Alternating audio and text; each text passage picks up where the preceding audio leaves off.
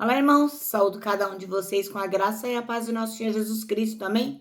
Meu nome é Miriam Anita, estamos aqui para estudarmos um texto do irmão Nicolas Zeller que se chama Julgamentos.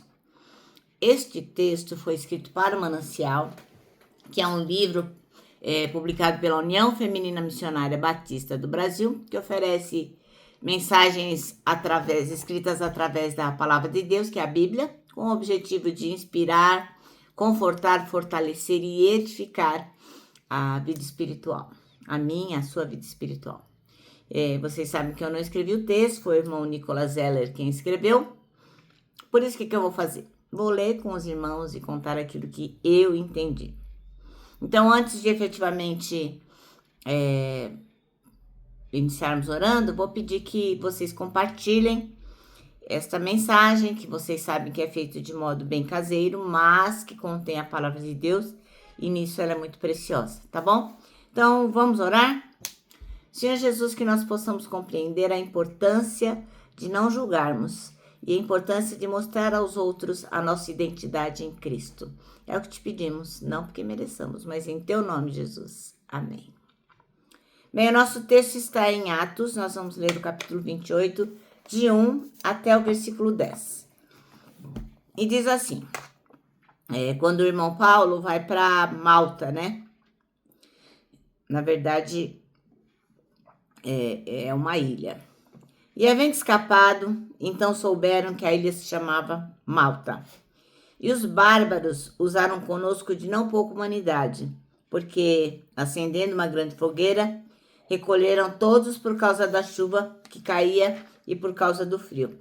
E quando ele fala aqui, havendo escapado do naufrágio que aconteceu antes. Então, se você quer saber o que veio antes do naufrágio, como eles conseguiram se salvar, leia Atos 27. Então, vou reler o versículo 1. E havendo escapado, então souberam que a ilha se chamava Malta.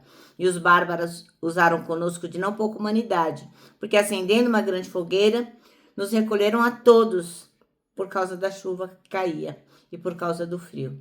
E havendo Paulo ajuntado uma quantidade de vides e pondo-as no fogo, uma víbora, fugindo do calor, lhe acometeu a mão.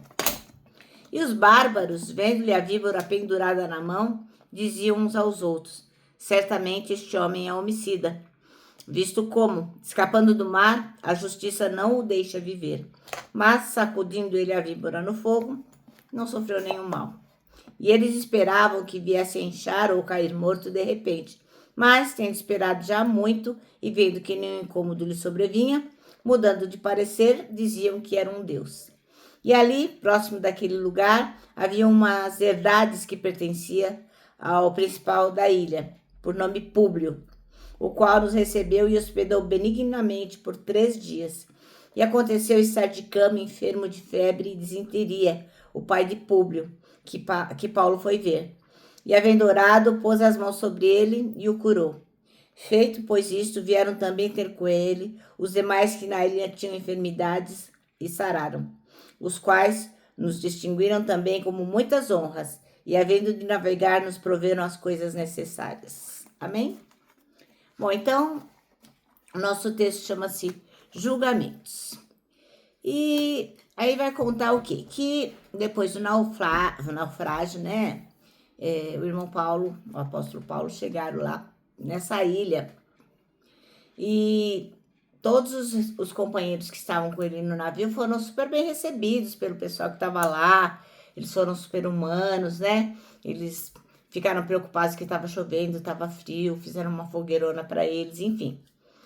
Mas eles estavam certos de que estavam agindo bem, sendo hospitaleiros, quando de repente apareceu uma cobra e mordeu o apóstolo Paulo. Nossa! E aí, imagina.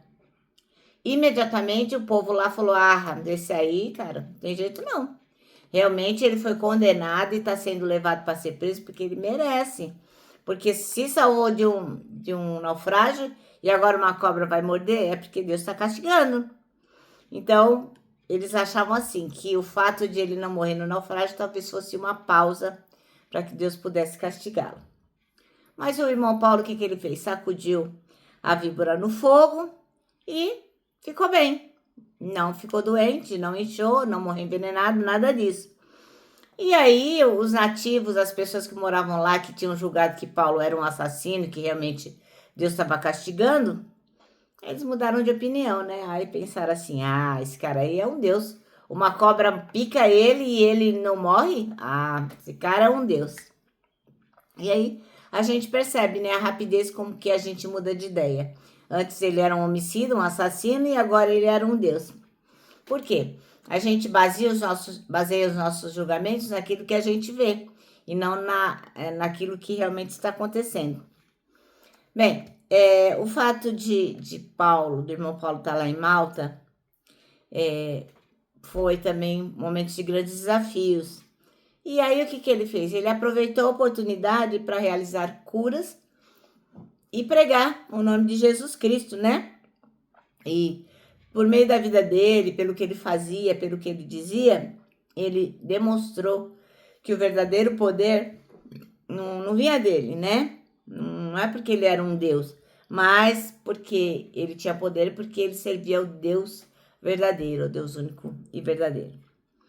Isso que a gente acabou de narrar, que está na palavra de Deus, ensina o que pra gente? Que a gente tem que entender as coisas antes de julgar, né? Porque a gente é muito apressado em julgar, em querer dar opinião, mas é melhor calar e observar. Porque muitas vezes Deus faz essas coisas de um jeito que deixa a gente assim, ó, de boca aberta. E Deus trabalha desafiando as nossas expectativas.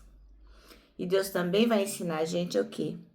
A olhar além das aparências, né? Então, aquele pessoal lá da ilha de Malta, achou assim, o cara passou, saiu do naufrágio, agora foi picado por uma cobra, vai morrer. Aí o cara faz milagres, então ele é realmente bom, ele é um Deus, enfim. Então a gente tem que olhar além das aparências e responder com graça, né? Com aquilo que o Senhor nos dá, que nós possamos compartilhar. Por quê? Independente de como as pessoas nos tratam com tanta deferência ou nos tratam mal, não faz mal. Nós temos que, em qualquer situação, manter a integridade da nossa fé. Amém? Bom, o nosso manancial termina assim, ó. Devemos buscar entender antes de julgar e reconhecer que Deus muitas vezes trabalha de maneiras que desafiam as nossas expectativas. Bom, agora eu vou terminar, deixando aqui meu abraço diário de urso, ó. Lembrando que para nós que sabemos que não devemos julgar, que o Senhor tem nos mostrado que Ele desafia as nossas expectativas, para nós o abraço dá super, mega certo. Pode acolher, pode abraçar, porque é a cara do cristão. Lembra também do versículo deste ano que nós nos propusemos a estudar e a decorar, que é o Salmo 25:12, que diz: quem é o homem que teme ao Senhor? Ele o instruirá no caminho que deve seguir. Agora vou me despedir com a frase de A.W. Tozer, que diz o seguinte: tudo está errado até que Deus venha e conserte as coisas.